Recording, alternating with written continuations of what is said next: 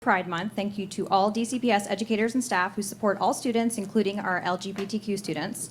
In such a divisive time in this country and especially this state, it is critical that an often vulnerable part of our student population receives the valuable love and support they deserve.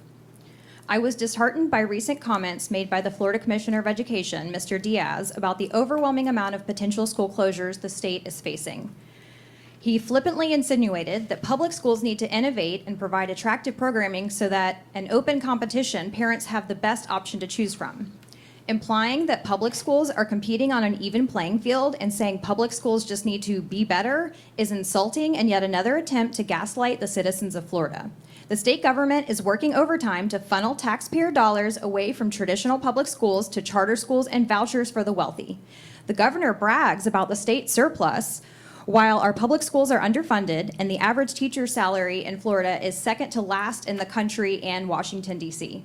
School board members and any other local officials who spout talking points about supporting school choice when it comes to charter schools and private school vouchers are in lockstep with the governor and his anti-public school agenda.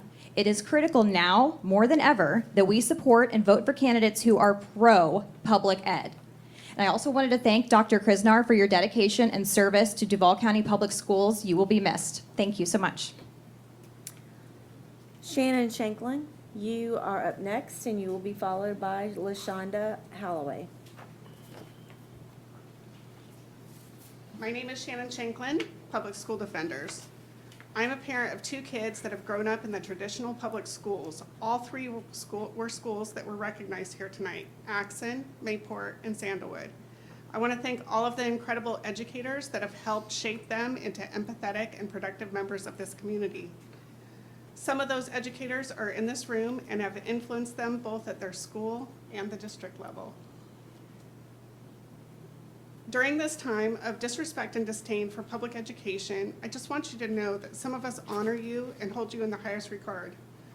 Dr. Krisnar, thank you so much for your leadership during the crucial time for DCPS. Your communication has been outstanding and your thoughtful responses are always appreciated.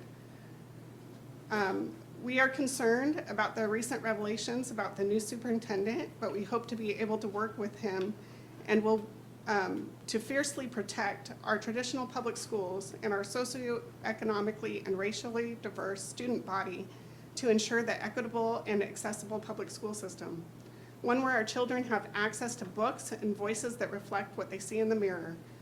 I would also ask that you approve the Jacobs contract so the important work of improving our school continues without further delay. As more money is allocated to charters and the voucher program, it appears that some members of our board would like to bring any progress in traditional school improvements to a screeching halt. We demand that the money we voted for to provide the district be utilized to improve our schools as you have already voted for. It is unbelievable also that you would consider turning down the restorative grant, justice grant. This is money that is granted to study practices that will improve behavior outcomes, and it makes no sense that money for improving outcomes would be turned down. Thank you for supporting progress in our district. Students. Closing HHE would mean robbing countless students from what I had an amazing launch into middle school. Please take Holiday Hill off the closure list. Thank you for your time. Thank you very much. Ms. McCauley, you're next. You'll be followed by Amanda Hutto. And I'll say this real quick. I know I let you get away with the audible applause for that one, but we're going to try to keep it without audible applause. Thank you. I appreciate it. Good evening, Andrea McCullough. My daughter has a special assignment to the Pride program at Holiday Hill Elementary.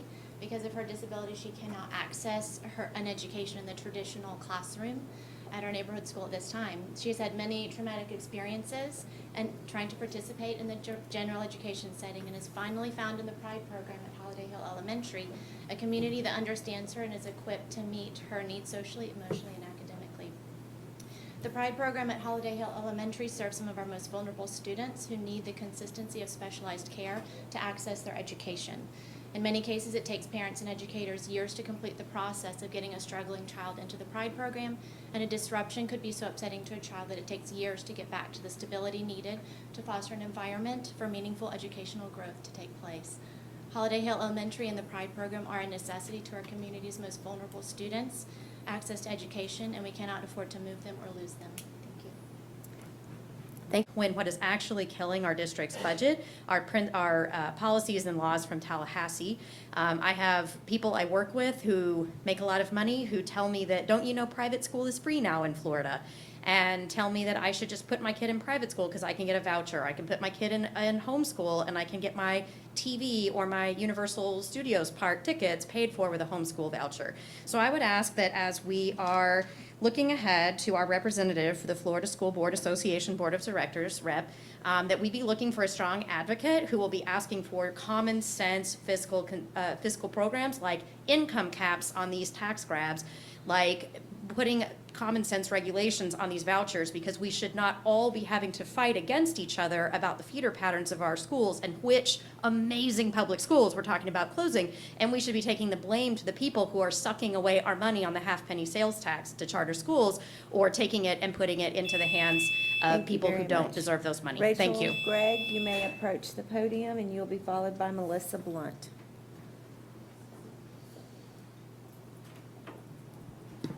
Good evening, everyone. My name is Rachel Grage. I live in Jacksonville Beach, and I'm candidate for Florida House District 16 this November. Thank you for the chance to speak tonight. I'm deeply concerned about the recent threatened school closures. These closures would significantly disrupt our students' education, affect teacher job security, and weaken our community's stability. Our neighborhood schools are vital for providing a safe and supportive learning environment. I urge the board to advocate for our schools at the state level. Legislative decisions on funding and policies directly impact our district's ability to keep schools open and provide quality education. Please work with the state to fight for the necessary resources for our schools. There's no greater resource for our future than our children, and they deserve the absolute best we can provide. Thank you for your time and consideration. Thank you. At the May 29th board meeting, the definition of oversight and independence was discussed. The word independent was on our ballot. The board needs to put it in the board policy that the Sales Surtax Citizen Oversight Committee is independent. The committee should be able to lobby our state legislators as one voice, to call for more accountability and transparency. How will charter schools pay their lease payments when the 15 years ends? Are they counting on the referendum being renewed? Are they complying with HB 1259 that was passed in 2023 that says they cannot get our sales surtax if they have leases with certain related parties?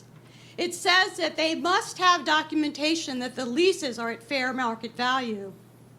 Esther Bird told me that she didn't even know that it was the job of the Florida Department of Education to ask for that documentation. The Citizen Oversight Committee simply wanted to ask the state legislators to fix a problem. I think it's outrageous that the board stopped them. But you can fix it by fixing board policy 9.66 and put the word independent in the policy. It was on our ballot. And I'd like to just give you the rest of my comments. Thank you very much. And I know I came here criticizing, but I still want to thank you all for the hard work that you do. Some of you more than others, of course. Robert Stafford, you may approach.